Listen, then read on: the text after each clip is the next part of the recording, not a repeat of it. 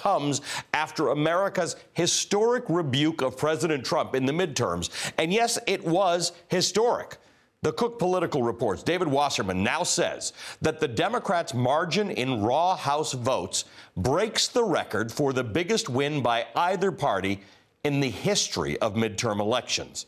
The vote total from Cook shows Democrats won 8.9 million more House votes than Republicans did, with 59.3 million votes to Republicans' 50.4 million votes. That Democratic lead in raw votes is even bigger than the previous record in the 1974 midterms that happened just a few months after President Richard Nixon resigned in disgrace following Watergate. Let that sink in for a moment. Voters chose Democrats by more votes under President Trump than they chose Democrats after Watergate. That's not just embarrassing. It's hard to imagine a more worrying statistic for President Trump as he faces his own re-election prospects in 2020, except maybe this. Democratic pollster Stan Greenberg has a new piece in the New York Times where he concludes that Trump is beginning to lose his grip with the voters who elected him. Greenberg says it wasn't just the reliable Democratic coalition that drove the blue wave in these last midterms. Quote, the 2018 election was much bigger than that. It was transformative, knocking down what we assumed were electoral college certainties. Democrats got their wave in part because a significant portion of male and female white working class voters abandoned Mr. Trump and his Republican allies. Democrats made their biggest gains in the rural parts of the country. That was the shocker. The Democratic wave exposed Mr. Trump's vulnerability and suggests a less polarized country. I thought it would take Mr. Trump's defeat in 2020 for America to be liberated from this suffocating polarization, but it may have already begun, end quote. And the losses might get bigger for Donald Trump next Tuesday in Mississippi, which hasn't had a Democratic senator since 1982. A Senate runoff that should have been an easy Republican win is now looking uncertain. Republican Cindy Hyde-Smith has made gaffe after gaffe, starting with saying that she'd like to attend a public hanging, which some people in Mississippi are old enough to remember as a lynching. And that's given Democrat Mike Espy a chance. He is still a long shot. But Republicans are worried enough that the president will travel to Mississippi next week to campaign for Cindy Hyde-Smith. But even if the president holds on to Mississippi for Republicans, is there any doubt that, as Stan Greenberg writes, President Trump is beginning to lose his grip?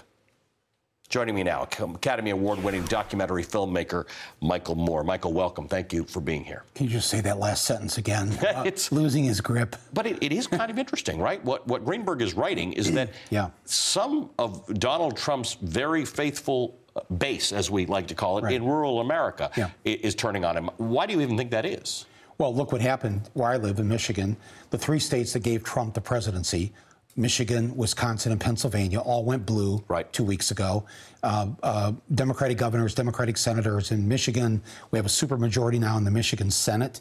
4 women at the top run the state. 2 women, Democrats, turned over 2 Republican seats in the Detroit area. So all of this is not surprising, what you just said or what Stan Greenberg wrote in the Times. If I'm anything tonight, I'm of a belief that we can take what we learned in a place like Michigan, and really, really crush it in 2020. But it will take some work, and it'll take the Democrats who got elected 2 weeks ago to really show the voters that they are going to do something, that they're going to stand for something. So their performance in these 2 years is very important. It's going to take a recruiting team to get beloved Americans running for office in 2020. But we saw some of that. We saw, see a Congress now that looks more like the face of America than we've seen in a long time. More of that, and there was another story, I think it was in the Times, where they showed that those who ran out of the center and toward the left had a better chance of winning 2 weeks ago than those who thought, well, I better play this more conservatively as a Democrat. Those people lost. The people who ran more liberally won. And we need to, again, build on that. But I think here's the lesson I learned in Michigan, is that ballot proposals are the answer. George W. Bush and the Republicans knew this in 2004. They put 14 ballot measures in 14 states to outlaw gay marriage, to make it illegal. That motivated people to the polls, who otherwise may not have gone to the polls. And so Bush won his first popular vote in 2004, reelected, because they had all those people coming out. This is what we did in Michigan 2 weeks ago. We had a ballot proposal to legalize marijuana. Largest turnout of young people in we don't know when. Came out to the polls. We had a ballot proposal to outlaw gerrymandering, make that part of the Constitution, and form a citizens bipartisan, nonpartisan commission.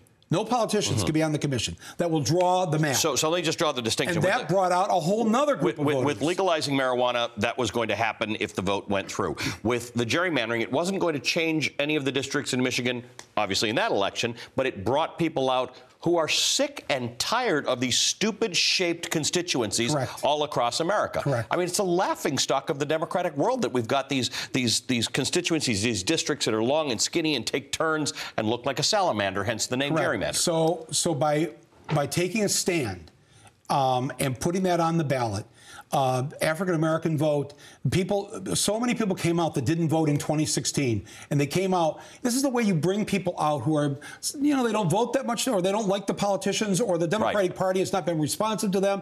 They could vote on a particular issue. So we need to, on the ballot in 2020, have ballot proposals, especially in the swing states, for legalizing marijuana, for free college, for the Equal Rights Amendment for women, and to outlaw gerrymandering. People right now they should talk about this tomorrow at dinner. And by the way, at dinner tomorrow, your conservative brother-in-law, this year, don't make him sit at the kids' table. Let him sit at the main table. We should be generous in victory. Be kind to him.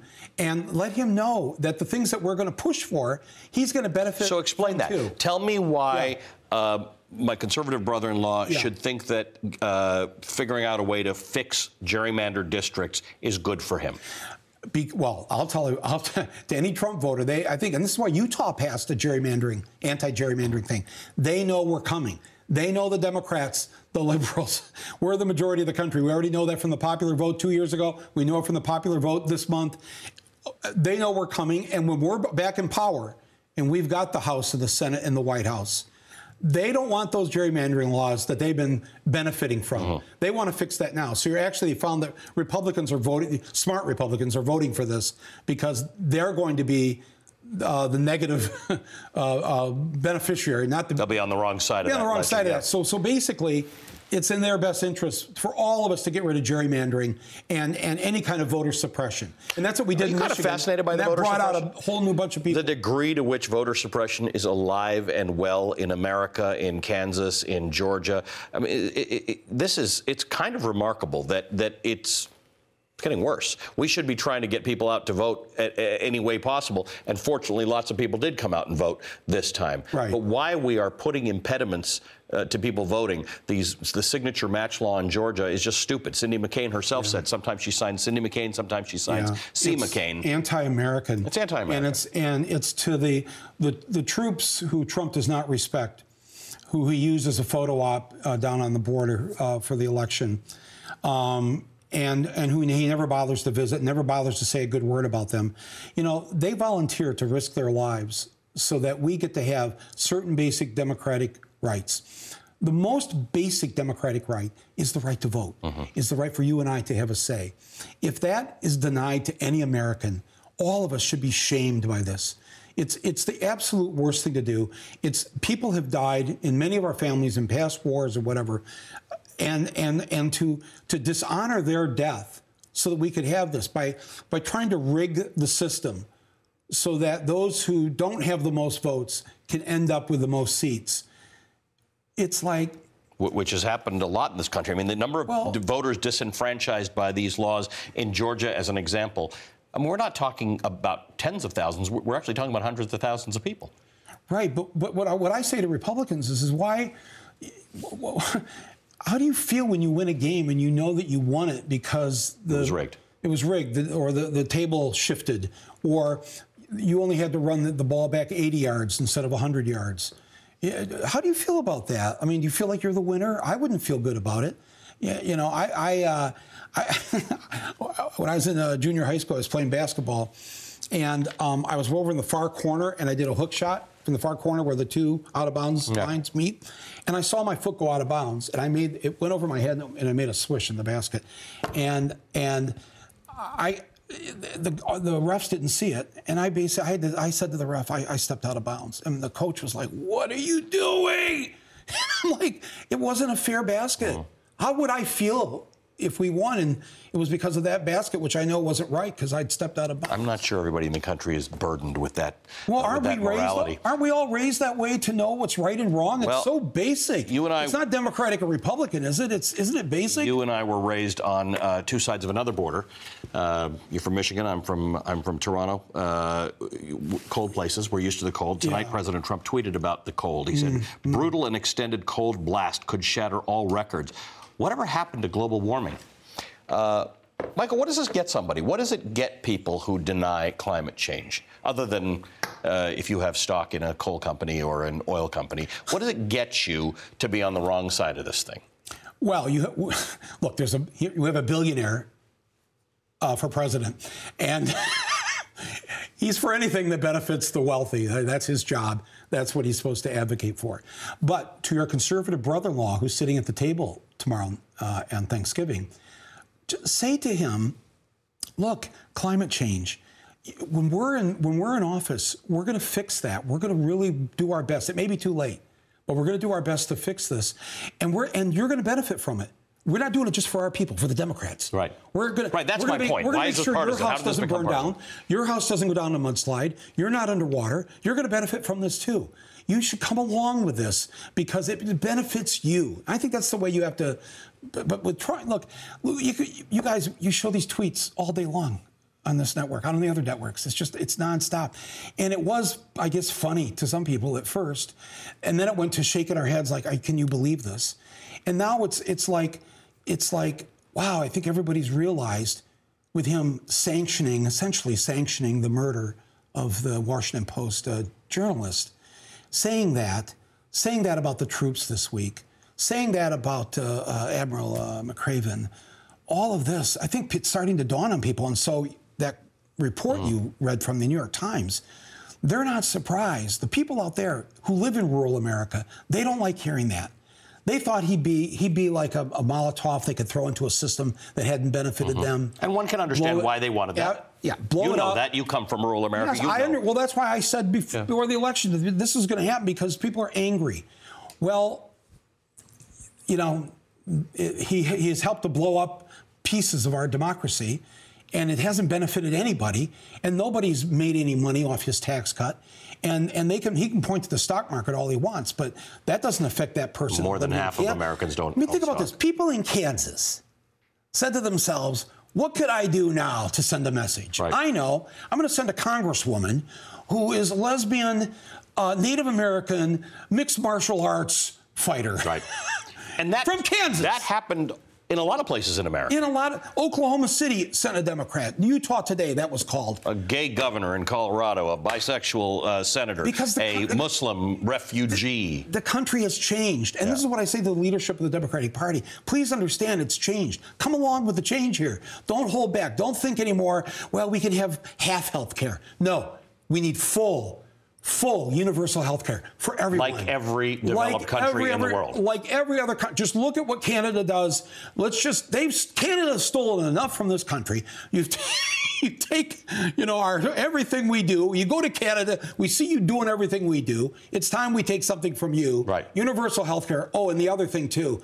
Hunting is the #1 sport in Canada, more so than hockey. That's correct. There are 7 million registered guns in the nation of Canada, which only has 35 million people. Right. All right? How many gun murders last year? 100, 200? Yeah, it's very small compared to, Nothing. All right? So clearly you figured out how to deal with this issue. We need to show some humility and say, we're so confident about our goodness here at this Thanksgiving that we need to reach out to others and say, how'd you do this? How do you do that without mass shootings in Canada? how do you pay for it? Everybody gets to see a doctor, and that ends up with you Canadians living, not you, you're an American now, but hang on to your Canadian passport. I got it. It's Plan in B. a safe. Plan B, Ali, just saying. But you live 3 to 4 years longer than we do on average. Almost every outcome in health is better in other OECD countries for less than half the cost that Americans pay. Half the cost. Why wouldn't you be for it? If you're conservative, why wouldn't you be for that? So let me ask you a question. A third of the country, a quarter of the country, angry, intolerant, hard to reconcile. But what do the rest of us have to do? How much intolerance do we tolerate in order to build bridges of empathy, to talk to people who are legitimately angry? Maybe not for the reasons that we believe, but they really are angry. They've not seen their wages go up while home prices go up and stock prices go up and the rich get richer. They see their incomes. You've studied this. You've done films about this. You can't. First of all, it's hard. You can't build a bridge to a racist or a misogynist.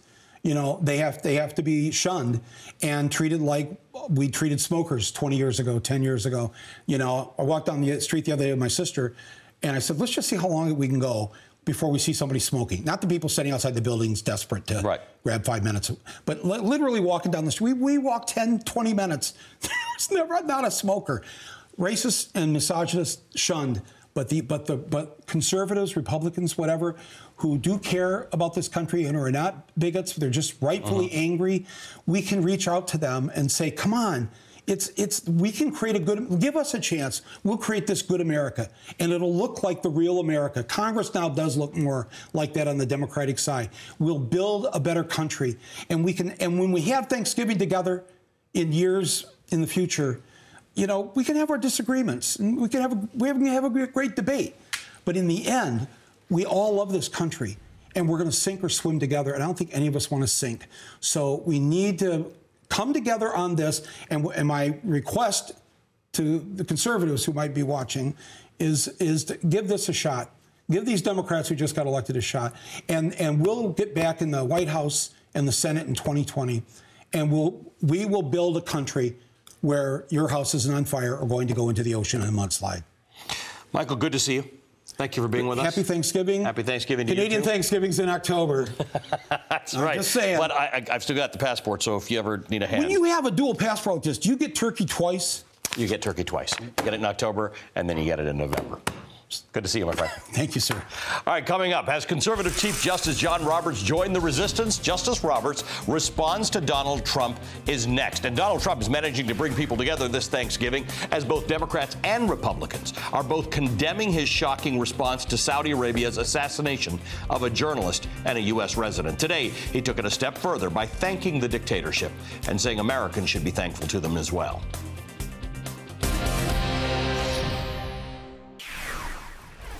All right, today President Trump received a rare public rebuke from an unlikely source, the Chief Justice of the Supreme Court. John Roberts was responding to Trump's attacks on a federal judge for temporarily blocking his asylum ban. Well, you go to the Ninth Circuit, and it's a disgrace, and I'm going to put in a major complaint because you cannot win if you're us a case in the Ninth Circuit. This was an Obama judge, and I'll tell you what, it's not going to happen like this anymore. All right, Chief Justice Roberts has remained silent as President Trump has insulted the judiciary time and time again. But today, Roberts broke his silence and released this statement. Quote, "We do not have Obama judges or Trump judges, Bush judges or Clinton judges. What we have is an extraordinary group of people, a group of dedicated judges doing their level best to do equal right to those appearing before them. That independent judiciary is something we should all be thankful for." President Trump took to Twitter to escalate his war of words, tweeting, "Sorry, Chief Justice John Roberts, but you do indeed have Obama judges." Roberts has only rebuked a president one other time. In 2010, Roberts called President Obama's State of the Union speech very troubling after Obama criticized a Supreme Court decision in that speech. Republicans who support Trump seems to have forgotten this. Senator Chuck Grassley tweeted, "Chief Justice Roberts rebuked Trump for a comment he made about a judge's decision on asylum. I don't recall the chief attacking Obama when that prez rebuked Alito during a State of the Union." Again, he did. All right, joining us now, Jill Wine-Banks, former assistant Watergate special prosecutor, Joyce Vance, former federal prosecutor and a professor at the University of Alabama School of Law. They're both MSNBC legal contributors. Jonathan Alter is a columnist for The Daily Beast and an MSNBC political analyst. Thanks to all of you for being here. Jonathan, let me just start with you. It's a big deal that John Roberts said this, considering that John Roberts doesn't say a lot of things quite often, particularly as it comes to being critical of the president. The idea that John Roberts criticized the president or suggested that the president's criticism of judges is misguided seems important to me. Extraordinarily important for one branch to stand up against another branch. This is what the founders envisioned, were for the branches to check each other. And Roberts was doing that, standing up for the rule of law, standing up for an independent judiciary. The big question is whether there will be more of this to come, and whether in some of his decisions, whether he will side with the moderates on the court instead of just going right down the line with conservatives when, say, questions of whether a president can be subpoenaed and other things that relate to the investigation of Trump, when they come before the Supreme Court, which they're likely to do in the next couple of years. Roberts is no longer quite as predictable a vote as he was before, because he believes that this president is assaulting the fundamental ideas on which this country was founded. And when the Chief Justice of the Supreme Court comes to that conclusion, you bet that's a big deal. Joyce, let me ask you about this, because the president, in his mind, sees judges as belonging to presidents or aligned with presidents. And of course, as we've discussed in the last few days, he sees the Department of Justice, which is part of his branch, part of the executive branch, as being his personal Department of Justice. In November this month, this is what Trump said about the judiciary. Let's listen. You know, the saddest thing is that because I'm the President of the United States, I am not supposed to be involved with the Justice Department. I'm not supposed to be involved with the FBI. I'm not supposed to be doing the kind of things that I would love to be doing. And I'm very frustrated by it. I look at what's happening with the Justice Department. Why aren't they going after Hillary Clinton with her emails and with her the dossier and the kind of money?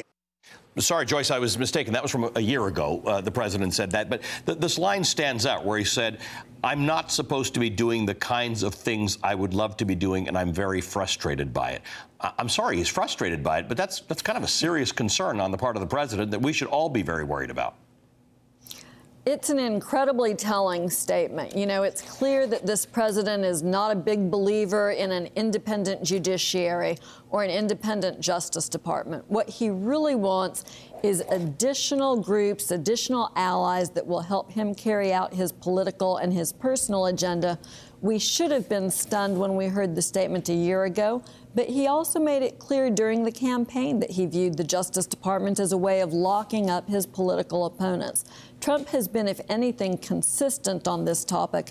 Unfortunately, it's a kind of consistency that we would be a lot better off without and need to start taking seriously. Jill Wine-Banks, as we mentioned, Chief Justice John Roberts did do this one other time when President Obama made a comment during his State of the Union. Let's listen to what that was all about.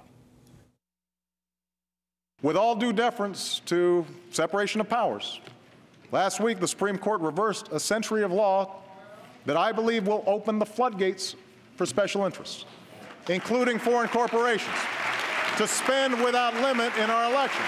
I don't think American elections should be bankrolled by America's most powerful interests, or worse, by foreign entities. They should be decided by the American people. And I'd urge Democrats and Republicans to pass a bill that helps correct some of these problems. So, Jill, let's just put this into context. That was a president criticizing the Supreme Court. It was done in a very different flavor. It didn't sound personal, but Chief Justice John Roberts didn't like that either. How are presidents supposed to push back against another branch of government if that branch happens to be the court? Well, first of all, happy Thanksgiving to you and all of your viewers. But secondly, it is a very different context that President Obama spoke to.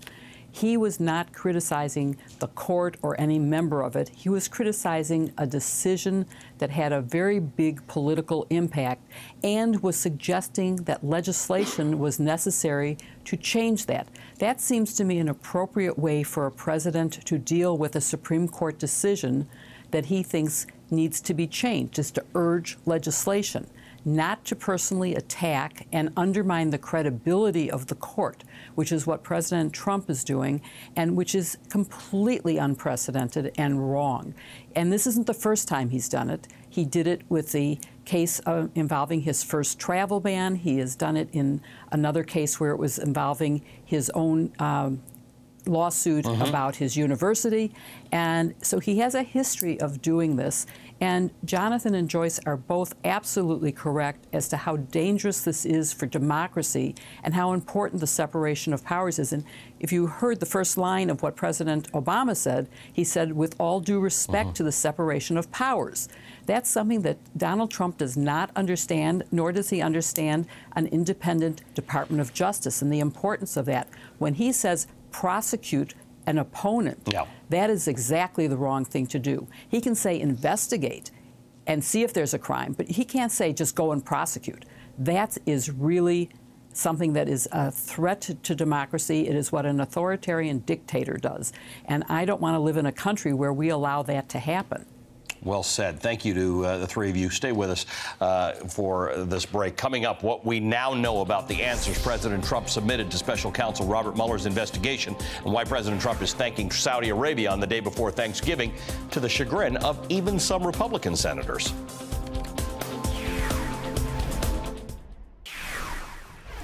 Special Counsel Robert Mueller finally has what he's wanted for months: answers from President Trump to some of his questions, namely questions about potential collusion between the Trump campaign and Russia. Tonight, Rudy Giuliani, one of the president's lawyers, tells NBC News that he anticipates some follow-up questions from Mueller's team by the end of next week. But in what may be a signal of a coming standoff between the president's legal team and the special counsel's office, Axios is reporting that so far, quote, the high-stakes exchange with Mueller included no questions or answers about obstruction of justice.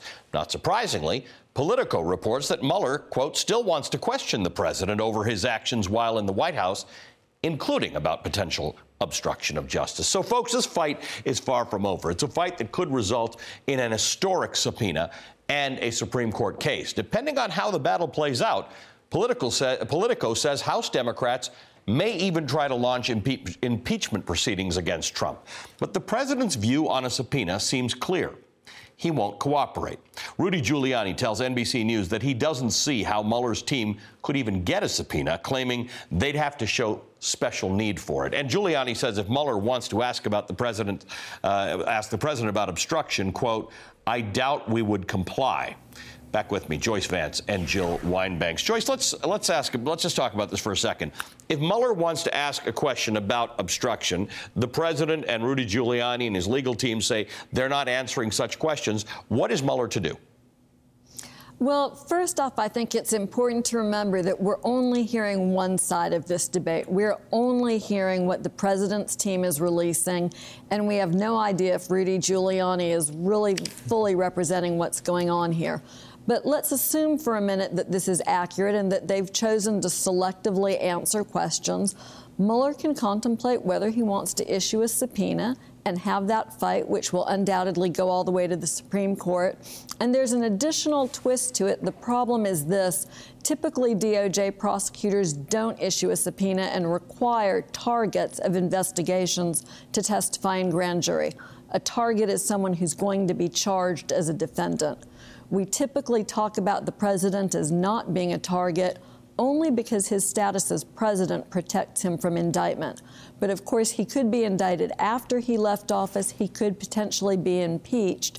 His status here may color that question of whether Mueller wants to seek a subpoena. So, Jill, through the lens of history, where do you see where we are in this investigation? Obviously, Robert Mueller knew there was an election coming.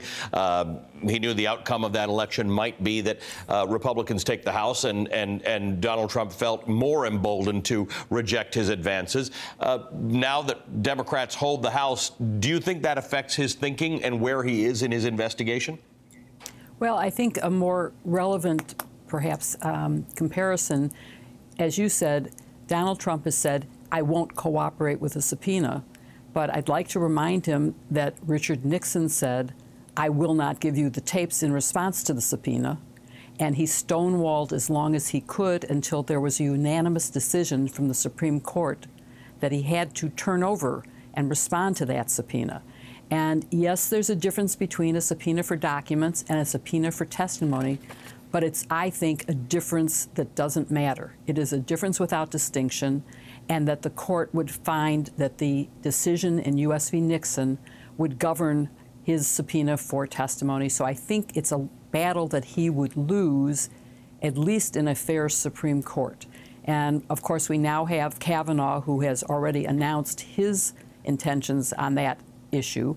And so we don't know how the case will come out. But in any other Supreme Court, I would predict that we would have a decision that he would have to comply with the subpoena and give his testimony. He is not above the law. Joyce, the president, again, the New York Times reporting last night that the president had asked Don McGahn about going to the Justice Department and asking them to prosecute, not just investigate, Hillary Clinton, you know, Don McGahn pushed back on him and said, you can't do that. You can't actually ask them to prosecute, and you might get impeached. Rudy Giuliani is now talking about this. He told The Hill that he thinks Hillary Clinton should be investigated. He told The Hill on Wednesday that Hillary Clinton should be investigated for possible obstruction of justice. Of course she should be investigated, Giuliani said, asserting that there's plenty of evidence that Hillary obstructed justice by destroying evidence in a gross and massive way. What's the benefit of Rudy Giuliani talking about this? Because most legal opinions are that the president was wrong to suggest this. Yeah, you know, it's just more red meat being thrown to the base. It doesn't do the country any favors to misalign people and give them false explanations for the way our government is supposed to work. On the one hand, it's just absolutely improper for a president to direct the Justice Department to prosecute his political enemies. I don't think that that needs a lot of explanation. We all get that that's what separates us from banana republics. On the other hand, Hillary Clinton has already been thoroughly investigated, maybe more thoroughly than anyone in recent history in this country. She's already been given a clean bill of health by the law enforcement agencies. That's to say that there was not a finding that there was sufficient evidence to move forward.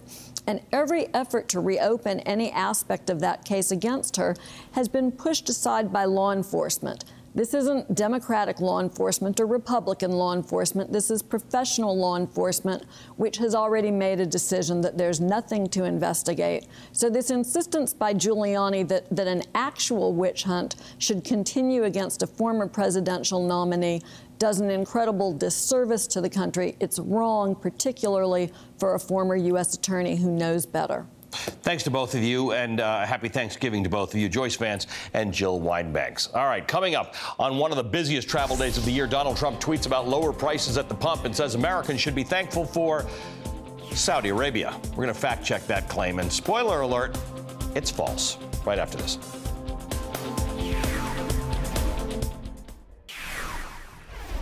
Yesterday, President Trump refused to take action against Saudi Arabia, despite the CIA's high-confidence assessment that the Crown Prince ordered the murder of Washington Post journalist Jamal Khashoggi. Trump defended his position for economic reasons, claiming the U.S. would lose a multi-billion-dollar arms deal and oil prices would spike. Today, Trump doubled down on that message, tweeting, "Oil prices getting lower. Great. Like a big tax cut for America and the world. Enjoy. $54 was just $82. Thank you to Saudi Arabia, but let's go lower." Okay, there's a lot to unpack there. The Washington Post fact-checked that, writing, quote, Trump's tweets ignored other factors driving the fall in oil prices, such as global concerns about global economic growth and a U.S.-China trade war, as well as a rise in U.S. oil production and U.S. exemptions to sanctions on Iranian oil. The U.S. has substantially increased its domestic oil production over the last decade. Take a look at that chart. That's because of the fracking revolution. And last year, only 9% of U.S. oil imports actually came from Saudi Arabia, according to the Energy Information Administration of the U.S. government. 40% of American oil comes from Canada. So Saudi Arabia is not the reason for our low oil prices, nor are they paying us the hundreds of billions of dollars or creating the hundreds of thousands of jobs, as Trump continues to claim. Those numbers are lies. So why is Trump continuing to defend the kingdom? Well, today, Washington Post publisher Fred Ryan attacked the president for his transactional approach to diplomacy, unconcerned with human rights abuses, writing, quote, "A clear and dangerous message has been sent to tyrants around the world. Flash enough money in front of the president of the United States, and you can literally get away with murder." After the break, I'll discuss whether there is more going on with Trump and his financial ties to Saudi Arabia with Evan McMullin and Jonathan Alter.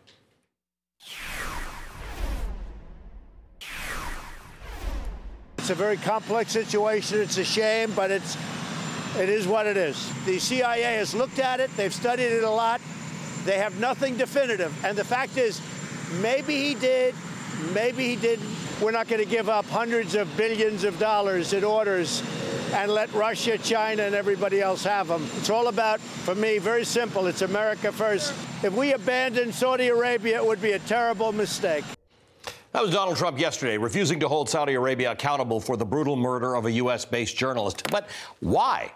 Joining us now, Evan McMullin, former CIA operative and former independent presidential candidate who challenged Trump during the 2016 election. Jonathan Alter is back with us. Evan, let me just start with you, because we're talking about the CIA here. The CIA has different levels of confidence when it reports on something, and they've said that they have high confidence about this.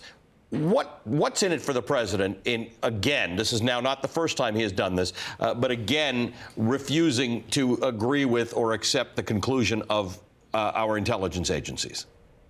Well, look, I think it's twofold, Ali. I think it's first of all that President Trump does have longstanding conflicts of interest related to Saudi Arabia. He's done millions of dollars of real estate deals with the Saudi Arabian government. He's pursued projects even during the last campaign, the presidential campaign, in which he was, of course, a candidate. He was pursuing business opportunities in Saudi Arabia even then.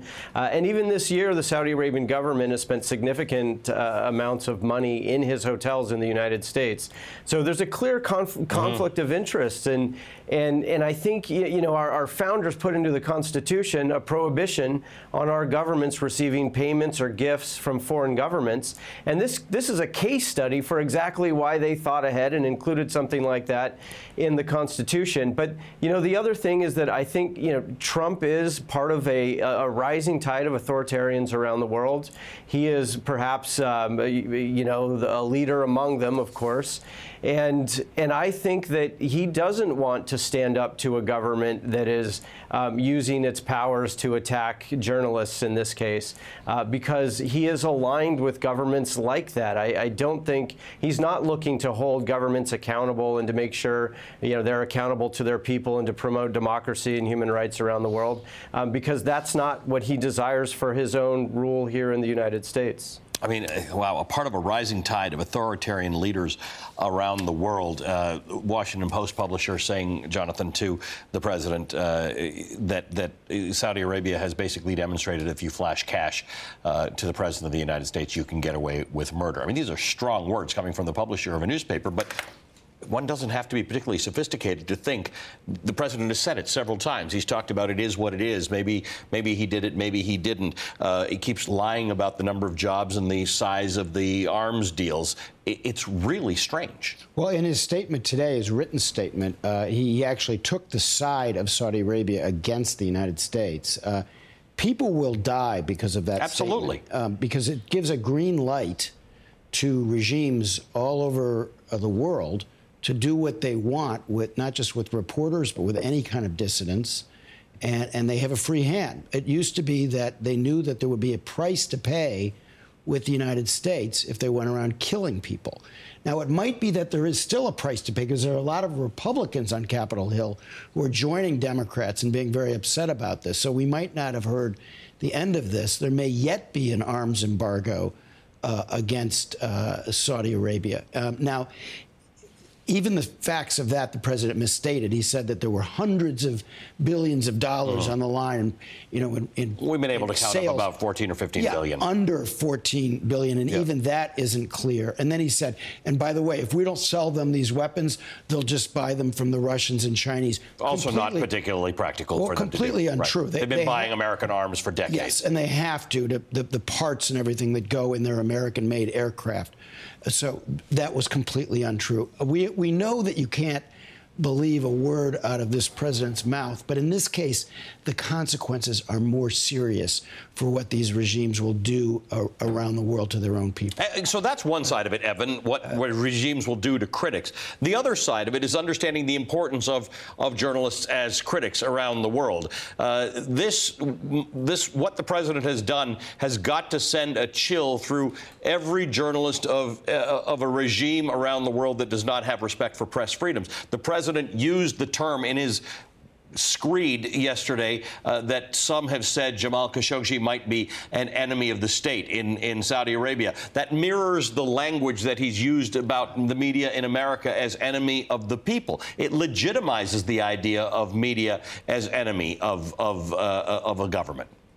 Yeah, that's right. And we as Americans and free people everywhere need to oppose this very strongly, this kind of rhetoric, obviously this kind of violence. And the reason is that the press, even a biased press, is critical to the defense of our basic rights. And boy, is this, a case in point. And it can happen here in the United States. And it may not be Trump himself who applies the violence, but it may be his followers. And in fact, some of them have already taken that step.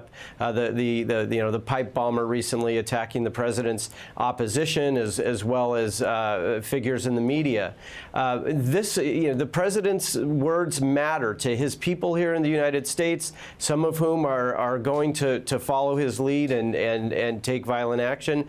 But also, as Jonathan said so correctly and so importantly, that foreign governments, foreign authoritarians, dictators, they watch very closely to see what the U.S. president does and what the U.S. government does or doesn't do, and they take cues from that about what they can get away with. And I could cite example after example of this. Bashar al-Assad in Syria is one of them, where they test the water with a killing here, a slaughter there, and if they don't get a strong response from the United States in opposition, they'll do